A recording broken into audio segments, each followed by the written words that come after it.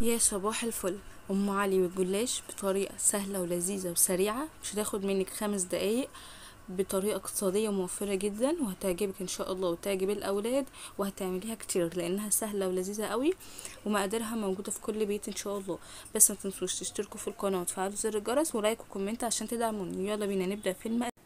واول حاجه معانا هي بواقي من لفه جلاش، كنت عملت بيها اكله قبلها بيوم، فاتبقت معايا الباقي. فهعمل ايه؟ هرميها؟ لا، طلعيها، هتلاقيها لو لقيتيها متكسره لقيتيها سليمه، بصي ما ترميهاش عادي، هتعرفي تعملي بيها احلى جلاش ام علي. هتقطعيها بالشكل اللي قدامك ده شرايح رفيعه جدا وصغيره، وهنفردها بايدينا بالشكل دوت على حاجه كده، ونكون جايبين جنبنا الصينيه اللي هنحط فيها ونفردها، وتكون صينيه كبيره عشان تتحمر وتبقى كلها حلو. هنحطها ونفردها كلها وننزل عليها بحبه من السمنه حلوين كده عشان تغطيها كلها، وهنقلبها كويس قوي بحيث ان الجلاش يبقى متغرق كده بالسمنه كده وتحسيه كله بقى شربها. وهنقلبها كويس ونكون مشغلين الشوايه بتاعه الفرن، حابه تحمريها من فوق على البوتاجاز براحتك تماما، لو بقى حابه تحطيها في الفرن برضو براحتك.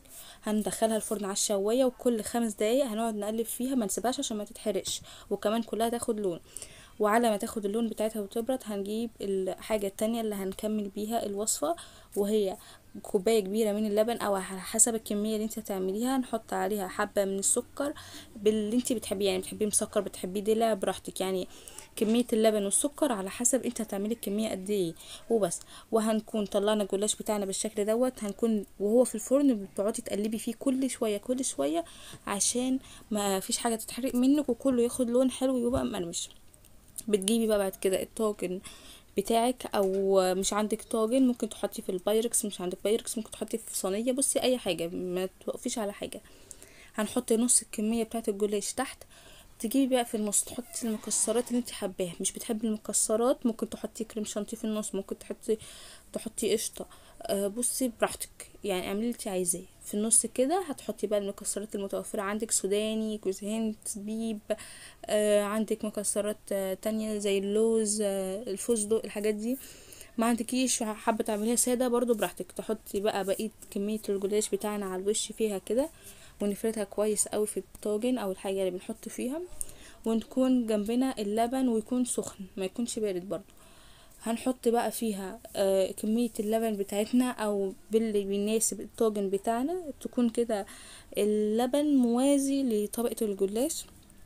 هنحط كمية اللبن اللي احنا عملناها كلها كده فيها، وجت هي حلوة اوي لذيذة، ومش هتاخد منك 5 دقايق. هنا هدلق عليها بقية الكمية كلها. ولما تحطي اللبن تدوسي شوية على الجلاشة بحيث ان انتي هتلاقيهم هشين، يعني منفوخين كده، فانتي لما تدوسي شوية هتنزل كده بالشكل اللي قدامك دوت، وهتشوفي اللبن. وبس بتدخليها على الشواية وتتابعيها، مش بتاخد منك حوالي دقيقتين على الشواية ولا حاجة، وجد شكلها بيبقى حلو قوي، يعني بصي وشها خد لون حلو كده وجميل. وتتابعيها سواء في الوش دوت او في الجلاش لما تحطيه تحت الشواية عشان ما يتحرقش منك. وبجد حلوة قوي ولذيذة وطعمها خطير. غير بقى لو انت عايزة تعلي الطعم وتخلي كده القوام احسن، تحطي قشطة على الوش، بجد هتنقل الطعم في حتة تانية وهتعجبك جدا ان شاء الله. بصوا كمان، لو انت مش حابه تخليها صيصه كده في اللبن زي ما قدامك كده، بتولعي الفرن من تحت تسيبيها حوالي 5 دقايق 10 دقايق كده لو الفرن سخن، وبعد كده تحطيها على الشوايه. انما لو عايزاها تبقى صيصه كده يعني اللبن فيها سايل، بتديها وش كده تحت الشوايه وخلاص.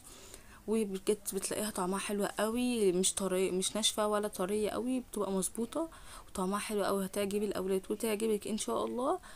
قبل ما نخلص الفيديو تشتركوا في القناه وتفعلي زر الجرس ولايك وكومنت وكلمه حلوه كده منكم عشان تدعموا